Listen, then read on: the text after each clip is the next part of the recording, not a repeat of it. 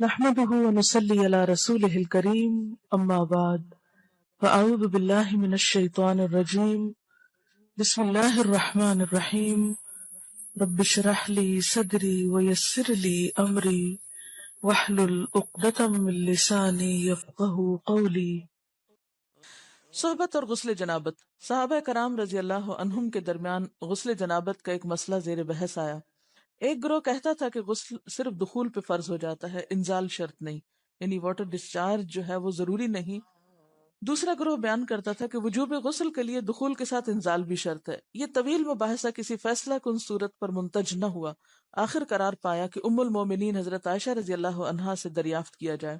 حضرت عائشہ نے کہا کہ رسول اللہ صلی اللہ علیہ وسلم نے فرمایا، اذا جلس بین شعبها الاربع ومس الختان الختان فقد وجب الغسل۔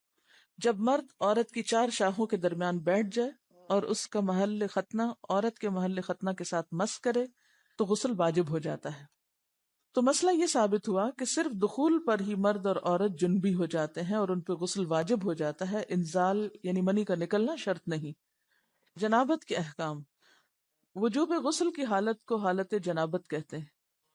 وجوب غسل یعنی جب غسل واجب ہو جاتا ہے تو اس حالت کو جنابت کہتے ہیں۔ جنابت کا لفظ جم سے، جم پہلو کو کہتے ہیں، بچنا۔ مندرجہ ذیل چار حالتوں میں مسلمان مرد اور عورت پر غسل کرنا فرض ہو جاتا ہے۔ نمبر 1، جوش کے ساتھ منی خارج ہونے کے بعد، اس میں احتلام بھی داخل ہے، یعنی کوئی ایسا خواب آئے یا ویسے۔ نمبر 2، صحبت کے بعد یعنی سیکشول انٹرکورس کے بعد۔ نمبر 3، حیض کے بعد۔ نمبر 4، نفاس کے بعد یعنی بچے کی پیدائش کے بعد۔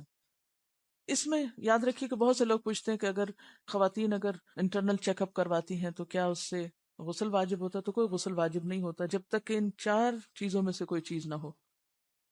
اس میں یاد رکھیے کہ بہت سے لوگ پوچھتے ہیں کہ اگر خواتین انٹرنل چیک اپ کرواتی ہیں تو کیا اس سے غسل واجب ہوتا ہے؟ تو کوئی غسل واجب نہیں ہوتا جب تک کہ ان چار چیزوں میں سے کوئی چیز نہ ہو۔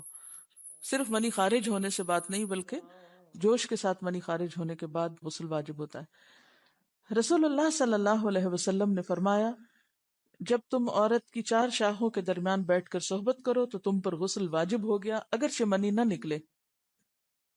آپ نے غور کیا ہوگا کہ طہارت کے مسائل بہت تفصیل کے ساتھ اور اپنے اندر بہت ڈیٹیلز رکھتے ہیں، اور بہت سے موضوعات ایسے ہیں کہ جو انسان کی ظاہری زندگی نہیں بلکہ اس کی نجی اور ذاتی زندگی سے متعلق بھی ہیں، لیکن اس طرح پبلکلی ان کو پڑھانا اور ان کو سکھانا یہ بھی ایک ضرورت ہے، کیونکہ آپ صلی اللہ علیہ وسلم نے انصار کی خواتین کی تعریف کی کہ انصار کی خواتین کتنی اچھی ہیں جنہیں حیا دین کا علم حاصل کرنے سے نہیں روکتا۔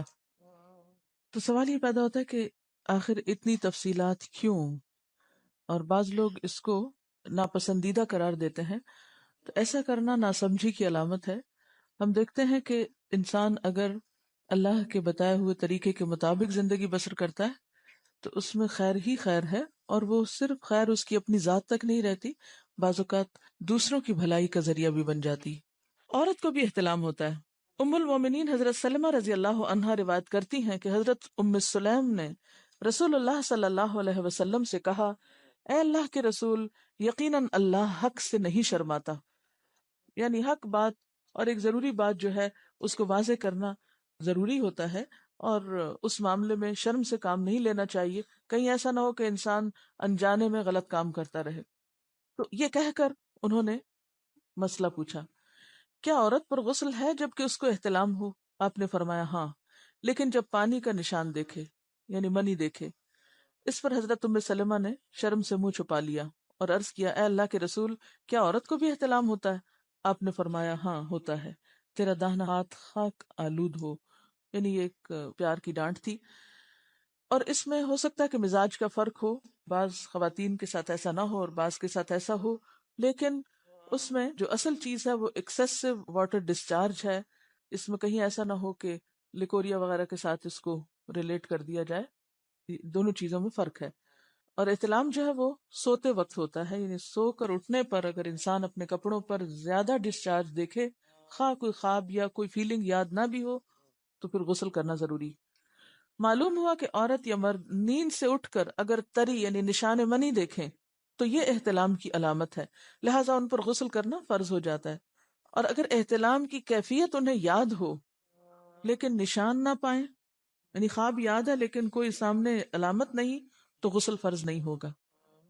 ایسی صورت میں شک کی ضرورت نہیں ہے کہ نہیں وہ میں نے خواب دیکھا اور مجھے خواب بالکل صحیح یاد ہے تو مجھے نہانا چاہیے، نہیں، محض خواب پر نہیں نہایا جائے گا جب تک کہ فزیکلی کوئی ایسی چیز سامنے دیکھی نہ جائے۔ حضرت ام سلمہ روایت کرتی ہیں کہ میں نے کہا، اے اللہ کے رسول صلی اللہ علیہ وسلم، میں اپنے سر کے بال خوب مضبوط گوندتی ہوں، کیا میں انہیں غسل جنابت کے وقت کھولا کروں؟ آپ نے فرمایا، ان کا کھولنا ضروری نہیں، تیرے لیے یہی کافی ہے کہ 3 لپ پانی اپنے سر پر ڈالے، پھر اپنے سارے بدن پر پانی بہائے، پس تو پاک ہو جائے گی۔ یعنی بالوں کی جڑیں بھیگنا، سکن بھیگنا ضروری ہے، سارے بال کھولنا ضروری نہیں ہے۔ جنبی کے بالوں کا مسئلہ، حضرت عائشہ کو خبر ملی کہ حضرت عبداللہ ابن عمر عورتوں کو غسل جنابت کے لیے بال کھولنے کا حکم دیتے ہیں۔ فرمانے لگی، ابن عمر پر تعجب ہے، انہوں نے عورتوں کو تکلیف میں ڈال دیا، وہ انہیں سر منڈوانے کا حکم کیوں نہیں دے دیتے؟ یہ حضرت عائشہ کی ڈانٹ تھی، یعنی وہ یہ تو کہنے کہ عورتیں بال کھول کھول کے نہائیں، تو وہ پھر سیدھا یہی کہے کہ عورتیں بال منڈوا لیں۔ میں اور رسول اللہ صلی اللہ علیہ وسلم ایک ہی برتن میں غسل کرتے، اور میں اپنے بال کھولے بغیر سر پر 3 چلو سے زیادہ پانی نہیں ڈالتی تھی۔ معلوم ہوا کہ غسل جنابت کے لیے بال کھولنے کی ضرورت نہیں، مگر یہ حکم صرف غسل جنابت کا ہے، غسل حیض کے لیے بالوں کا کھولنا ضروری ہے کیونکہ وہ مہینے میں ایک دفعہ ہے۔ حضرت عائشہ سے روایت ہے کہ انہیں رسول اللہ صلی اللہ علیہ وسلم نے غسل حیض کے لیے فرمایا، اپنے بال کھولو اور غسل کرو۔ اس میں آپ دیکھیے کہ دونوں چیزوں میں فرق کیوں ہے، دونوں کی نوعیت فرق ہے، اور حیض جو ہے وہ ایک نجاست کی کیفیت بھی ہے نا، قل ہوا اذی، تو اس کے بعد نہانا اور نہا کر خوشبو لگانا خاص طور پر اس کا سارا حکم آتا ہے، لیکن غسل جنابت میں نجاست کی وہ کیفیت نہیں ہے، یعنی حیض کا خون اور منی جو ہے ان دونوں کے حکم میں بھی فرق ہے، ٹھیک ہے نا۔ بعض علماء کے خیال میں جو منی ہے اٹ سیلف وہ ناپاک چیز نہیں ہے، اگر کسی کپڑے وغیرہ کو لگ گئی تو وہ کپڑا ناپاک نہیں، اگر اس کو خشک ہونے پر خشک کے صاف کر دیا جائے تو کپڑا صاف ہو جائے گا، لیکن خون حیض پر آپ صلی اللہ علیہ وسلم نے کیا فرمایا، چٹکیوں سے مل مل کے اس کو صاف کر کے دھوئے، تو ان دونوں میں بھی فرق ہے، لہٰذا ان دونوں کے بعد نہانے کے حکم میں بھی فرق ہے، ایک میں بال کھولے جائیں گے